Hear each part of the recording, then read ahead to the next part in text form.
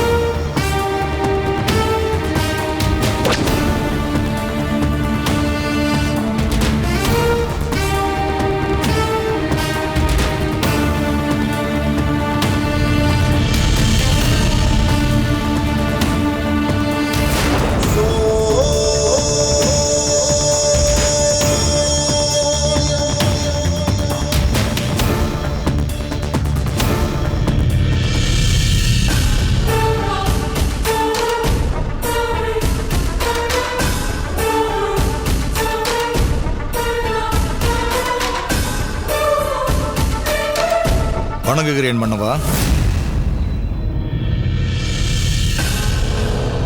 என்ன இளமொழிதி, சூரிய வணக்கமா? ஆமாம், கதிரவனின் பார்வை படுவதனால் தானே இந்த அகிலமே இயங்கிக் கொண்டிருக்கிறது. ஆயிரம் ஆயிரம் கதிர்களான கரங்களை நீட்டி தாயாய் நம்மை அரவணைக்கும் தகப்பன் அல்லவா சூரியன்? அந்த முதல்வனைத்தான் இப்பொழுது நான் வணங்கிக் கொண்டிருந்தேன். இத்தனை நாட்களாக இருளிலேயே மூழ்கி கிடக்க வைத்து இன்றுதானே எனக்கு தாங்கள் வெளிச்சத்தை காட்டியிருக்கின்றீர்கள். அதை முழுமையாக அனுபவிக்க வேண்டாமா? தாங்கள் என்ன கோருகிறீர்கள்? எங்கள் சேர மன்னர் இங்கு தங்களுக்கு என்ன குறை வைத்தார்? நீங்கள் செய்த குற்றத்திற்காக மன்னர் உங்களை காவலில் வைத்திருந்தாரே தவிர உங்களின் சௌகரியங்களை எதையும் அவர் குறைத்து விடவில்லையே. அரண்மனை உணவு, வசதியான தங்குமிடம் என்று ஒரு இளவரசருக்குரிய சகல மரியாதையுடன் தானே தங்களை இங்கு தங்க வைத்திருந்தார். நீங்கள் சொல்வதெல்லாம் உண்மைதான். ஆனால் என்னை காவலில் வைத்த அன்றிலிருந்து இன்று வரை காவலில் வைக்கப்பட்டிருந்த அறையில்தானே முழு நேரமும் என்னை தாங்கள் வைத்திருந்தீர்கள். இடையில் ஒரு நாள் கூட என்னை வெளியே உலாவி வர நீங்கள் அனுமதிக்கவில்லையே. அறையில் அடைத்து வைக்கப்பட்ட நாளிலிருந்து இந்த நாள் வரை என் மீது சூரிய ஒளி படவே இல்லையே. எனக்கு சேர மன்னர் அளித்திருக்கும் இந்த ஒரு நாள் விடுதலையில் தானே சூரிய ஒளியே என் மீது படுகின்றது. இதற்கெல்லாம் காரணம் யார்? நீதானே இளமொழிதி. உன்னை இங்கிருந்து விடுதலை செய்வதற்கு நான் சோழ மன்னருக்கு விதித்த நிபந்தனை என்ன? அழுந்தூர் வேளார் விஜயபூபதியை சோழ நாட்டிலிருந்து வெளியேற்றுங்கள் என்பதுதானே. அவர் வெளியேற்றப்பட்ட மறுகணமே உங்கள் மருமகன் இளமொழிதியை நான் விடுதலை செய்கிறேன் என்று மடல் அனுப்பினேன்.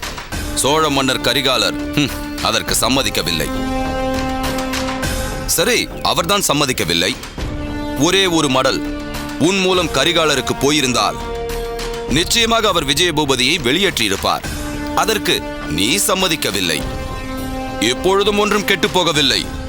என் விருப்பப்படி ஒரே ஒரு மடல் கரிகாலருக்கு நீ எழுதுகிறேன் என்று சொல். உன்னுடைய ஒரு நாள் விடுதலையை நிரந்தர விடுதலையாக்கி விடுகிறேன். அதுதான் உங்கள் விருப்பம் என்றால் இந்த ஒரு நாள் விடுதலை கூட எனக்கு வேண்டாம். நான் எப்பொழுதும் போல கைதியாகவே இருக்கிறேன். நில். என் அரண்மனைக்குள் இருந்து கொண்டு எனக்கே செவிமடுக்க மறுக்கிறாய். என் மகளின் பிறந்த நாள் என்பதால் உன்னை மன்னிக்கிறேன். இனி இது விஷயமாக நான் உன்னிடம் எதுவும் பேச மாட்டேன். கோட்டை தளபதி மன்னவா, இந்த கணத்திலிருந்து நாளை காலை இதே நேரம் வரையில் இவருக்கு ஒரு நாள் விடுதலையை நான் அளிக்கின்றேன். என் மகள் இளவரசி பரிவாதினியின் பிறந்த நாள் விழாவிற்கு வருகை புரிந்திருக்கும் மற்ற நாட்டு இளவரசர்களைப் போல் பாண்டிய நாட்டு இளவரசரும் சிறப்பு விருந்தினர்தான். இன்று இரவு நடைபெற இருக்கும் பிறந்த நாள் சிறப்பு நிகழ்ச்சிகள் அனைத்திலும் பங்கேற்க பாண்டிய இளவரசர் அனுமதிக்கப்படுவார். தளபதி மாறவே, சொல்லுங்கள் மன்னவா.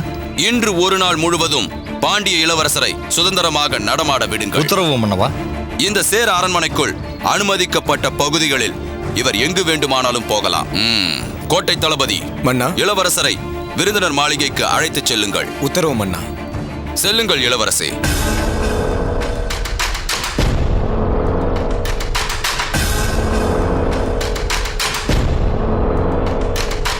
மாறவேள், மன்னவா, இளம் வழுதியின் மீது எப்பொழுதும் ஒரு கண் வைத்துக் கொண்டிரு.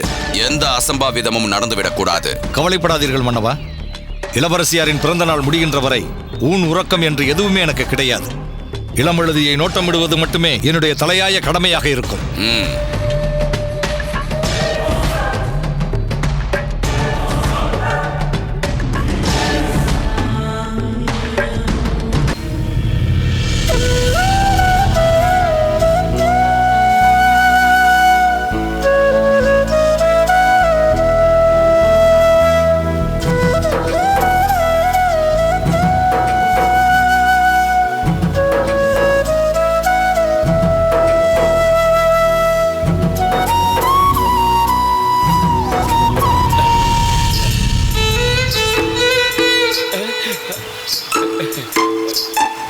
அவள் கூந்தலில் மலர் இல்லை. என்ன செய்வது? இதோ இருக்கிறது.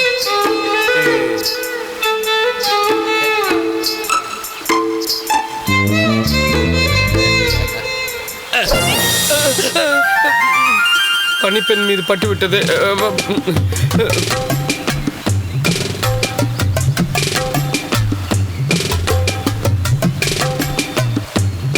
மதுமதி, என்ன இது? காதல் பூ? காதல் பூவா?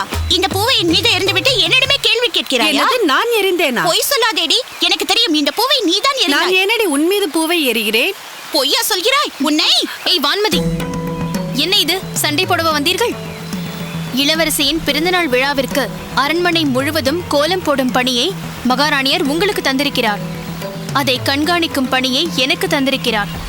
ஆனால் நீங்கள் கோலம் போடுவதை விட்டுவிட்டு இப்படி சண்டை போட்டுக் கொண்டிருக்கிறீர்களே. செல்லுங்கள், சென்று பணியை கவனியுங்கள்.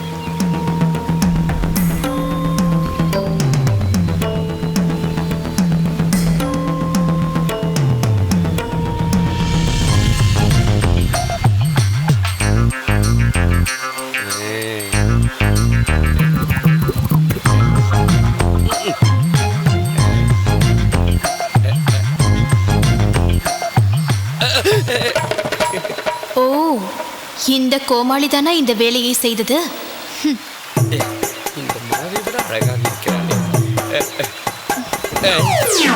இவன் இம்சை தாங்க முடியவில்லையே.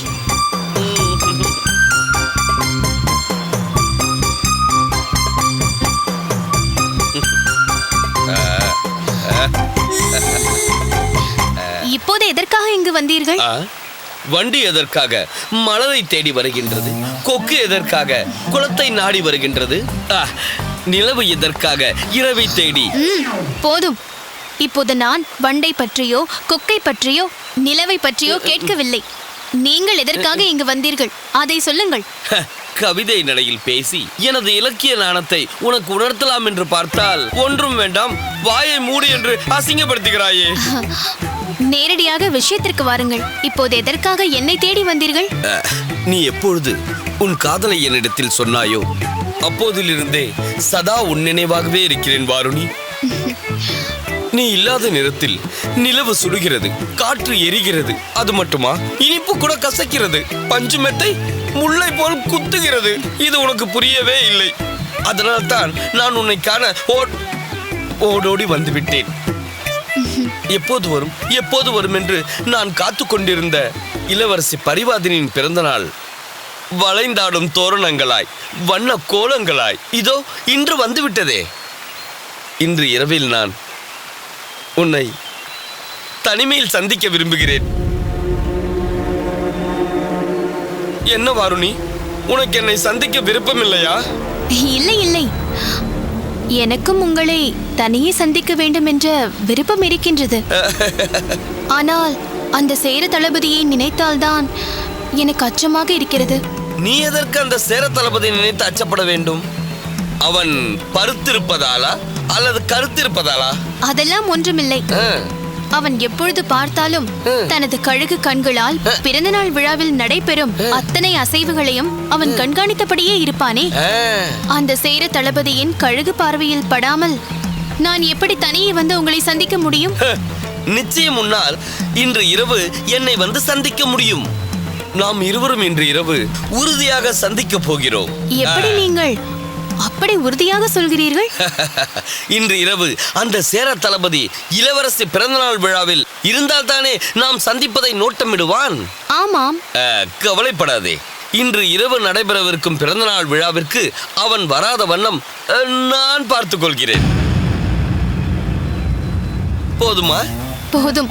அந்த சேர தளபதி இல்லாவிட்டால் நான் உங்களை வந்து சந்திப்பதில் எந்த தடையும் இல்லை. சரி, இன்று இரவு நாம் எப்போது சந்திக்க போகிறோம்? எங்கு சந்திக்க போகிறோம்? இளவரசியாரின் பிறந்தநாள் விழா முடிந்ததும் நந்தவனத்தில் வந்து உங்களை சந்திக்கிறேன். நந்தவனம் சரியான இடம்தான். அங்குதான் நிலவு வெளிச்சம் சற்று குறைவாக இருக்கும், நமக்கும் வசதியாக இருக்கும். பிறந்த நாள் விழா முடிந்ததும் உனக்காக நான் அங்கு காத்து கொண்டிருப்பேன். நிச்சயம் நீ வர வேண்டும். பிறந்தநாள் விழா முடிந்ததும் நான் இந்த சேர அரண்மனையில் இருந்தால் தானே? காத்திரு காத்திரு. வாருணி, என்ன யோசிக்கிறாய்? சரி, காத்திருங்கள், நிச்சயம் வருகிறேன். வாருணி, நான் வரும்பொழுது உனக்காக ஒரு அன்பு பரிசோடு தான் வருவேன். அதை நீ ஏற்றுக்கொள்ள வேண்டும். பரிசா? என்ன அது? அதை இப்பொழுது நான் சொல்ல மாட்டேன். இன்று இரவு நான் சந்திக்க வரும் வரை அந்த பரிசு என்ன என்பது உனக்கு தெரியாமலே இருக்கட்டும். பார்த்தீர்களா, என்னிடமே மறைக்கின்றீர்கள். நான் உன் ஆர்வத்தை பாராட்டுகிறேன்.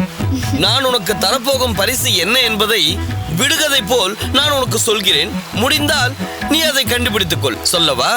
நான் உனக்கு தரப்போவதை நீ எனக்கு தர வேண்டும். நீ எனக்கு தரப்போவதை நான் உனக்கு தருவேன். இதுதான் விடுகதை. இதற்கான விடையை முடிந்தால் நீ கண்டுபிடி, இல்லை என்றால் இரவு வரும் வரை காத்திரு.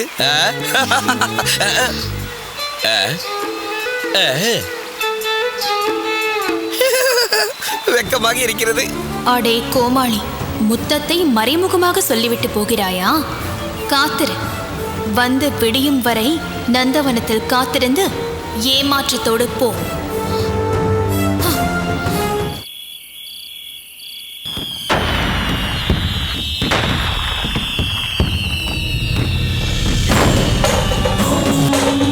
கோட்டை தளபதியாரே, பாதுகாப்பு ஏற்பாடுகளில் கவனமாகத்தானே இருக்கின்றீர்கள்?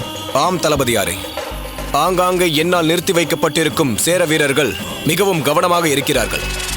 இளவரசியாரின் பிறந்தநாள் விழாவில் எந்தவித அசம்பாவிதமும் நடந்துவிடக் கூடாது என்ற விழிப்புணர்வு ஒவ்வொரு சேர வீரர்களிடமும் இருக்கிறது. அந்த அளவிற்கு இந்த பாதுகாப்பு பணியில் ஈடுபட்டிருக்கும் ஒவ்வொரு வீரனையும் நான் தயார்படுத்தியிருக்கிறேன். சிறப்பு விருந்தினர்களாக வந்திருக்கும் இளவரசர்களை பாதுகாக்கும் பொறுப்பில் அவர்களுக்கு 2 அடுக்கு பாதுகாப்பு தரப்போவதாக கூறினீர்களே, அதற்கெல்லாம் ஏற்பாடுகள் செய்து விட்டீர்களா? 2 அடுக்கு பாதுகாப்பு ஏற்பாடெல்லாம் சிறப்பு விருந்தினராக வருகை புரிந்திருக்கும் வேற்று நாட்டின் இளவரசர் எல்லோருக்கும் என்று சேர நாட்டிற்குள் அடியெடுத்து வைத்தார்களோ அன்றிலிருந்தே தரப்பட்டு வருகிறது. அற்புதம், அற்புதம் கோட்டை தளபதியாரே. நீர் திட்டமிட்டு செயலாற்றும் திறமை படைத்த கோட்டை தளபதி என்பதை நிரூபித்து விட்டீர். மிக்க நன்றி தளபதியாரே. தங்களை போன்ற அனுபவசாலியின் பாராட்டுதல் எனக்கு கிடைத்தது நான் பாக்கியமாக கருதுகிறேன். சரி, நீங்கள் சென்று உங்கள் பணியை தொடங்க. உத்தரவு தளபதியாரே.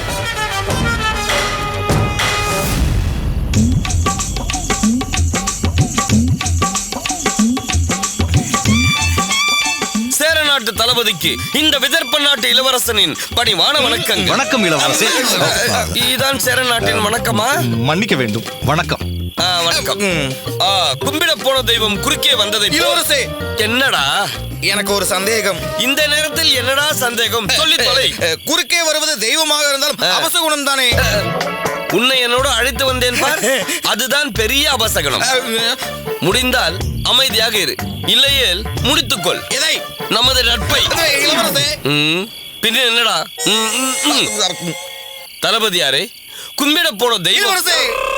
வேண்டாம், பழமொழியே வேண்டாம், நான் சொல்ல மாட்டேன். நான் தங்களை தேடிதான் வந்து கொண்டிருந்தேன். பார்த்தால் நீங்கள் எதிரே நிற்கிறீர்கள். அப்படியா? எதற்கு இளவரசே? உங்களை பாராட்டுவதற்கு தான். பாராட்டுவதற்கா? ஆமாம், உங்களைப் போல் அனைத்தையும் துல்லியமாக கணித்து அறிவார்ந்த செயல்திறனுடன் நேர்மை, அதோடு சேர்ந்து திறமை, நேர்த்தியுடன் சேர இளவரசின் பிறந்தநாள் விழாவை கனகச்சிதமாக இவ்வளவு ஏற்பாடுகளையும் செய்துள்ளீர்களே, அதற்காக உங்களை பாராட்டித்தானே ஆக வேண்டும். நீங்கள் இவ்வளவு கடுமையாக சேர நாட்டிற்காக உழைக்கிறீர்கள். ஆனால் அந்த உழைப்பிற்கேற்ற கௌரவம் உங்களுக்கு கொடுத்தது போல் எனக்கு தெரியவில்லையே. நீங்கள் சொல்வதும் உண்மைதான். நான் கடுமையாக உழைக்கின்றேன். நேரம் காலம் பார்க்காமல் எல்லா பொறுப்புகளையும் நானே ஏற்றுக்கொண்டு பார்த்தோமே என்று. என்ன? நீங்கள் சொல்லுங்கள். குடும்பத்திற்காக கூட நேரத்தை செலவிடாமல் முழு நேரமும் நாட்டின் நலனிற்காகவே பாடுபடுகிறேன். பார்த்துக் கொள்ளலாம். ஆனால் இங்கு பிரதானிக்குத்தான் பிரதான இடம். என்ன செய்வது? எனக்கு உழைக்க தெரிகிறது, மற்றவர்களைப் போல பேசி பிழைக்க தெரியவில்லையே. தளபதியாரே, நீங்கள் பேசவில்லை என்றால் என்ன? உங்கள் உழைப்பு தான் இங்கு பேசுகிறதே. இதோ இப்பொழுது உங்களிடத்தில் என்னை இழுத்து வந்தது உங்கள் கடுமையான உழைப்பு தானே? என்னமோ தெரியவில்லை தளபதியாரே. உங்களை முதல் முறை பார்த்த உடனே உங்களை எனக்கு மிகவும் பிடித்து விட்டது. என்னடா? வழக்கமாக இதை பெண்களிடம் தானே சொல்கிறீர்கள், அன்று வாரனிடம் சொன்னது போல். அறிவு கட்டவில்லை. அது காதல், இது நட்பு. தளபதியாரே, திறமைசாலிகளை ஊக்குவிப்பது எங்கள் விதர்ப்ப நாட்டின் வழக்கம். அதனால் தான் எங்கள் விதர்ப்ப நாட்டில் அனைவரும் திறமைசாலிகளாக இருப்பார்கள். என்ன அவனை பார்க்கிறீர்கள்? இவன் மட்டும்தான் இப்படி, மற்றவர்களெல்லாம் மிகவும் திறமைசாலிகள். என்னடா, உன் புகழ் சேர நாடு வரை பரவி இருக்கிறது. உங்கள் உதவியாளனாயிற்றே. உன்னை எங்கே தளபதியார் காலையில் அங்கே இருக்கிறார். நீ என்னடா குழப்புகிறாய்? தளபதியாரே, பிறந்த நாள் விழா முடிந்து நான் விதர்ப்ப நாட்டிற்கு திரும்பும் பொழுது நீங்கள் என்னுடன் வந்து விடுங்கள். உங்களுக்கு அதிக வருமானம் உள்ள உயர்ந்த பதவியை நான் தந்து விடுகிறேன். அப்படியா? உங்களுக்கு விருப்பம் தானே? நிச்சயம் நிச்சயம். வேண்டுமானால் நான் இப்பொழுதே உங்கள் நாட்டிற்கே வந்து விடுகிறேன். என்ன நாட்டுப்பற்று? என்ன? இல்லை, எங்கள் நாட்டின் மீது அதற்குள் உங்களுக்கு எவ்வளவு பற்று வந்து விட்டது என்று இவனிடம் கூறிக்கொண்டிருந்தேன். ஆமாம், உங்களுக்கு வயது எவ்வளவு ஆகிறது? அது ஒன்றும் அதிகம் இல்லை, 42 தான் ஆகிறது. ஆனால் பார்ப்பதற்கு 62 போல் தெரிகிறது. என்னது? இல்லை, சற்று வயது கூடுதலாக தெரிகிறது. ஆனால் அது ஒன்றும் பிரச்சனை இல்லை. என்னிடம் மூலிகை மருந்து ஒன்று இருக்கிறது. அதில் ஒரு துளி பருகினால் போதும், வயது பாதி குறைந்து இளமையாக காணப்படுவீர்கள். என்ன மருந்து அது?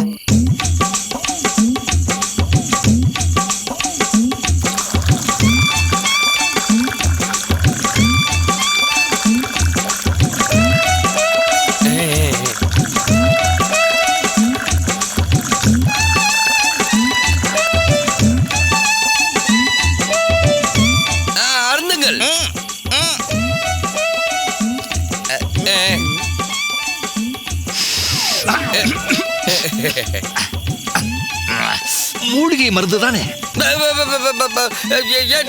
ஏன் இந்த சந்தேகம்? இல்லை, முகர்ந்து பார்த்தால் ஏதோ தாந்தரக மருந்தை போல இருக்கின்றது. அது நம் உடலில் உள்ள முதுமையை முழுவதுமாக நீக்கி அதிவேகத்தில் இளமையை கொண்டு வருவதால் வாசனை மதுவை போல் இருக்கும். ஆனால் மதுவை விட மிகவும் மயக்கத்தை கொடுக்கும். என்னது மயக்கமா? இல்லை, இந்த மருந்தை உட்கொண்டால் நமது இளமையை பார்த்து கன்னி பெண்கள் மயங்கி மயங்கி விழுவார்கள் என்று சொல்ல வந்தேன். வாய் குளறி விட்டது. நீங்கள் அருந்துங்கள். இது இப்பொழுது வேண்டாம். இன்று இரவு இளவரசியார் பரிவாதனை பிறந்த நாள் விழா முடிந்த பிறகு நாளை பகல் பொழுதில் இதை அருந்துகிறேன். பகலிலா? பகல் பொழுதில் இதை அருந்த கூடாது. அருந்தினால் வேலை செய்ய சூரிய அஸ்தமனத்திற்கு பிறகுதான் இதை பருக வேண்டும்.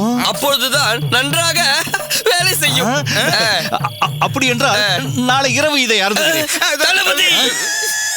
இப்பொழுது நீங்கள் இதை அருந்தவில்லை என்றால் எங்கள் நாட்டில் உங்களை சேர்க்கும்படி ஒப்பந்தமிட்டேன் அல்லவா? அது இனி செல்லுபடி ஆகாது. இல்லை, வேண்டாம். நான் இப்பொழுதே அருந்துகிறேன். நீங்கள் அருந்துங்கள், நான் அமர்கிறேன். நீங்கள்? நாங்கள் ஏற்கனவே 3 குவளைகள் அருந்து விட்டோம். இதற்கு மேல் அருந்தினால் இளமை மாறி குழந்தையாகிவிடும். இது கோட்டாளடா. நீங்கள் அருந்துங்கள், தைரியமாக அருந்துங்கள்.